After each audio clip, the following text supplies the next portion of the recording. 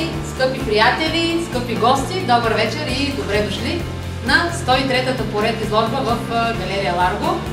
В този смокър, студен, сив, мрачен ден. Вие направихте правилния избор, а именно всъщност да вкарате в сърцето си тази прекрасна феерия от цветове, от светлина и от празничност. Защото, както днес споменах в интервюто в Радио Варна, което давахме за нашата любима варненска публика, тази сутрин, идвайки и влизайки във Варна по Аспаруховия мост, гледах как целият град е сив, цялото небе е сиво, цялото море е сиво, целият асфалт е сив, мрачен, мръсен за жалост. И си казвах, само че мен ме чака едно слънце в галерията. И всъщност поканих всички варненци да дойдат да видят тези слънцата.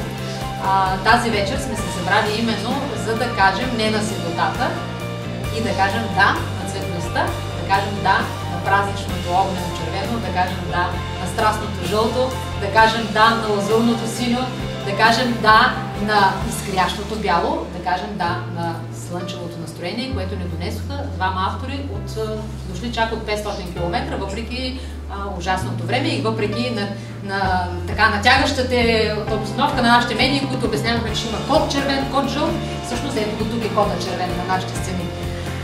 Тази вечер за първи път във Варна представяме двама автори, които вече имат зад гърба си достатъчно много самостоятелни изяви, по 10 самостоятелни изложби, имат доста участие в България и в чужбина в сборни, представителни експозиции, но във Варна никога не са показвали свои картини, нали така?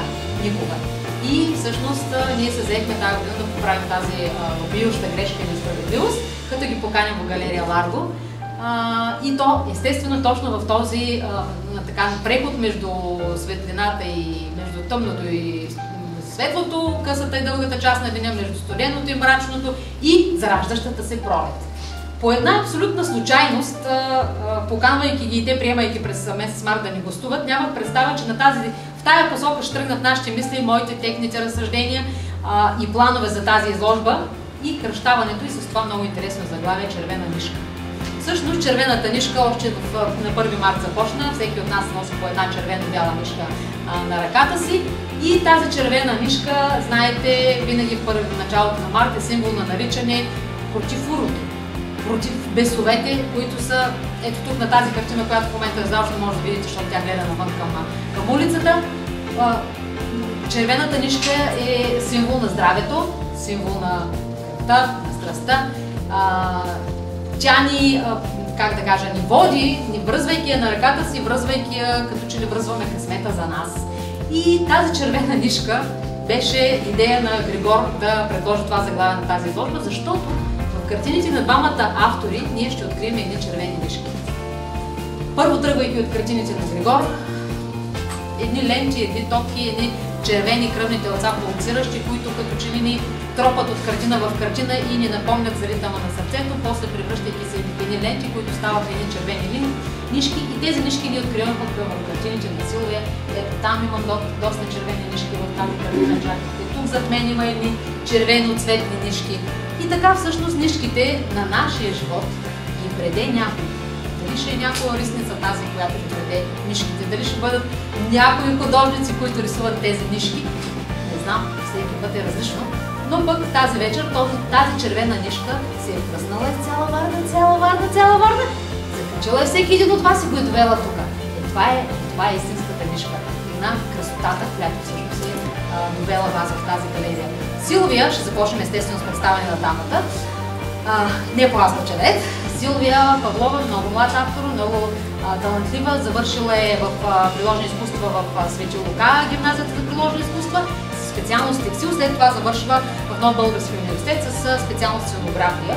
И всъщност живота й тръгва в една посока на модата, на дизайна, на дрехи, но в един момент в нея явно тази сила, която дреме на артиста, е по-силна от силата на дизайнера и тя започва да рисува все по-активно и започва да се занимава с представянето на своите картини. в резултат на което всъщност в днешно време тя е един прекрасен завършен художник, а не един прекрасен дизайнер на дрехи. Но всъщност това не е точно така, защото се оказа, днес разбрахме ние от интервюто и в Радио Варна, че тя прави в момента подготвя една колекция от дрехи, заедно с дизайнер, разбира се, на дрехи. Тя прави дизайна на платовете на господината, които ще представи в Виена тази година.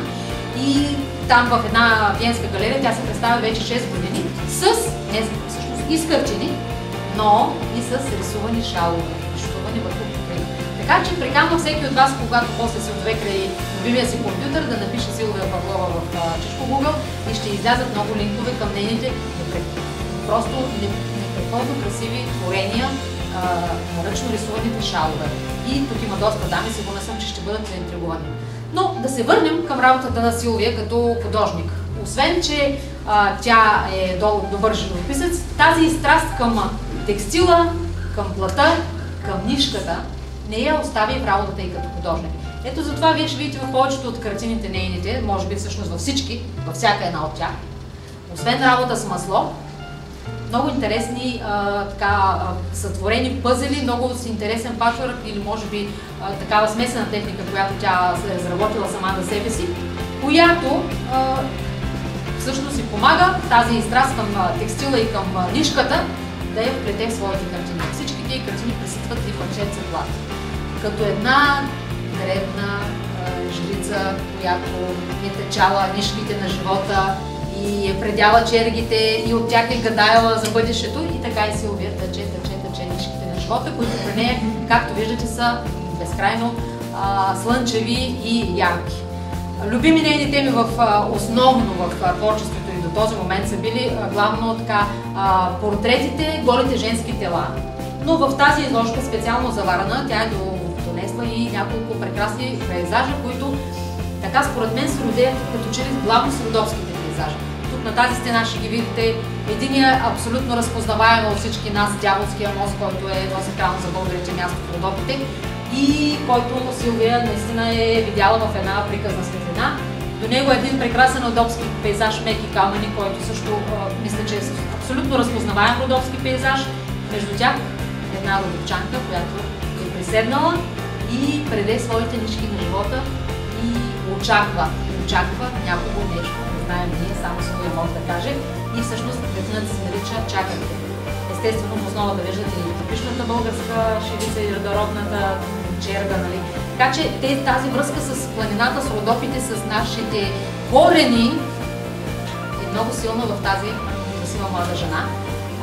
Аз специално искам да обърна внимание, освен на нейните, посоката на линията на родопската тема в нейните картини, искам да обърна внимание, че Силвия всъщност е авторът с много желание да провокира публиката и в тази вечер, в тази изложба има 3 портрета женски, които и трите са на едни бясни жени. Едната е, както ви казах, Бесове, тази, която гледа навън. Тук на този портрет, който на витрината, е Иродиада. Иродиада е била майката, за тези, които те като ясното доскоро не знаят, тези, които не знаят, майката на Саломе, която всъщност е приключила дъщеря си да направи този сластен танц и след това да се поиска главата на свети Йоан на Типсия. И тази Иродиада, тя е една бясна жена. Тя е бясно жадуваща за власт, може би за нещо друго, за богатства, за страст огнена. И Силвия е така доста майсторски е разизобразила тази странна жена, този особен по-скоро митологичен образ. И естествено тук една също много често разработвана от художниците тема, това е Хетерата сластната, случая Далила, която също е приластила пък Самсон и всички знаем вече тази притча за Самсон и Далила. Няма нужда да я разказвам, но мисля, че много лесно би бил разпознаваем този образ. Така че в тези 3 картини Силвия се връща към изконната си страст към голото женско тяло, но специално за тази изложба тя е подготвила и тази прекрасна колекция. Разбира се, няма как да не обърна внимание на тук отзад този триптих зад мен, който се казва Пасионато. Не знам защо, може би после Силвия ще ни разкаже, защото това странно заглавие, защото всеки от днес тук доста хора се извървяха след обяд, тъй като те картините светят буквално през сивия ден, през витрините. Много хора влизаха и коментираха точно този триптих. Едни казаха, че е индиански, други казаха, че е индийски, пък трети казаха, че от перуански маски, какви ли не откриват. Всъщност това са маските, които ние много често използваме. Маските на отново на беса, на лудостта, но и маските на страстта, маските на провокацията и тези сластно танцуващи жени, които ни карат буквално да сме готови и ние да се дадем поречената дефисия. Така че Силвия е прекрасен автор. Мисля, че благодарение на нея ние всъщност и на нейната покана да работи с Григор, аз така се запознах и с картините на Григор Велев. Тоест тяхното приятелство е една добра червена нишка в живота на двамата, която червена нишка докарва, в случая е достигнала до мен и чрез нея ние открихме пък картините на Григор Велев, защото те са приятели и често излагат заедно в различни галерии. В момента бяха заедно в съвместна изложба в Дупница и сега са заедно съвместно при нас. Така че ние в противовес, ето в другата половина, в противовес на тая тук бурна огнена страст, там пък виждаме един художник, който е далеч по-обран. Той е далеч по-плавен в рисунъка, той е далеч по-укротен, може би от така мъжката сила и мъжкото спокойствие при работата с боите, с четката и с своите идеи. Той, разбира се, за мен лично ме привлече с това, че аз от край време съм пристрастена към художници, които работят в областта на сюрреализма. Харесвам много картини, които са разработени по този начин, защото това е много трудно и много трудно постижимо човек да работи в областта на сюрреализма, а той работи точно там. Изобщо такива едни дебри, които в България вече, не само в България, изобщо съвременното изкуство по-рядко се правят такива неща. И вместо с това ме спечели Григор. И започнах да следя неговите картини пак и пак, погледнах пловдивски галерии, където е излагал той в галерия Възраждане и на други места и си казват, някой ден си ги представят как ще стоят заедно тук неговите картини на стените и ето, че този ден дойде. Неговите картини, освен майстора на рисувач, който ще открием, освен тънкия усет психологически, при който той все пак също разработва, виждате, доста голо тяло и женския образ, ще намерим и една закачка, защото един художник сюрреалист без намигване към публиката, той не е никакъв сюрреалист. Едно такова топло отношение към публиката, защото всъщност един художник трябва да има любовта към публиката, за да може да усещаме ние, че той ни кани със своите картини да навлезе в неговия свят. А неговия свят, слава Богу, е красивия сюрреализъм, защото има един друг сюрреализъм, който е като на как беше този автор, който се рисуваше на Крашелец, забравя. Като на Гигер, има и такъв сюрреализъм като на Гигер, който е съвсем в други едни тъмни, дарк послания. И там като че ли много не се иска да влезем на Гигер в картините, докато на Григор в картините искаме да влезем. В този сюрреалистичен свят не може ли да бъде по-реалистичен? Не може ли всички да бъдем като едни невидни малки деца, приласкани от големия тромав слон, бушнали го и му дали му да сънува най-хубавите цветни сънища? Не може ли да бъдем като една закачлива хетера, която е наблюдавана като онази картина наблюдатели, която има закачка с притчата за Зузана и старците. Така че в картините на Григор пък откриваме една любов, както много често се случва с мъжете автори и художници, една любов към жената, към красотата на женското тяло, едно предизвикателство, което той усеща винаги явно у нас жените към себе си като мъж и като художник.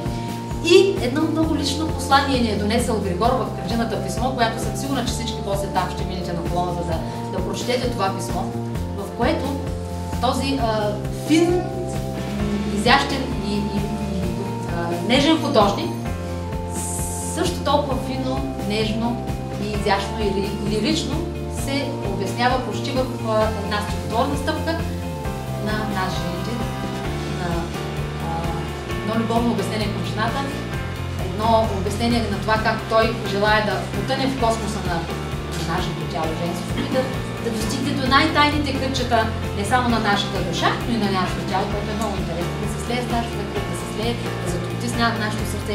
Прочетете го после това послание, то е много лирично и много нежно. Така че двама, както виждате, безкрайно различни автори, които обаче така добре и хармонично се вписаха тук в галерията, така добре и хармонично застанаха, че аз се радвам, че тази червена нишка, която е тръгнала някой да плете на съдбата и призоведе тук при нас в галерия Лайв. Благодаря ви още веднъж, че дойдохте. здраве и добре дошли. И сега ще дам думата му бързо и на двамата автори за по няколко думи. Благодаря.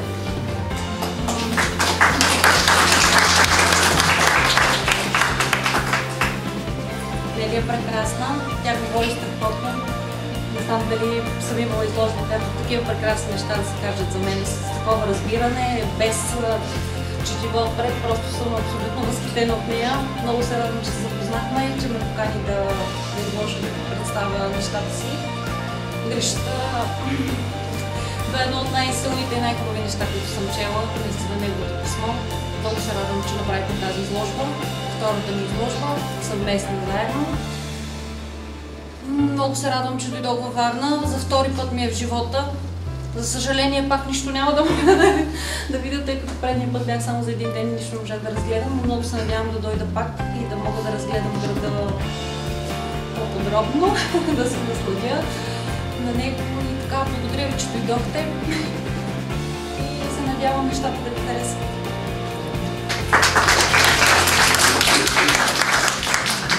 Аз какво да кажа, много хубаво да чух, много ти благодаря. И дано ви харесат, аз съм сигурен, че интересят нашите неща. Те са много ярки, цветни, пролетни. Много се радвам, че това време дойдохте, като хода не съм очаквал. Благодаря. Благодарим. Благодаря ви.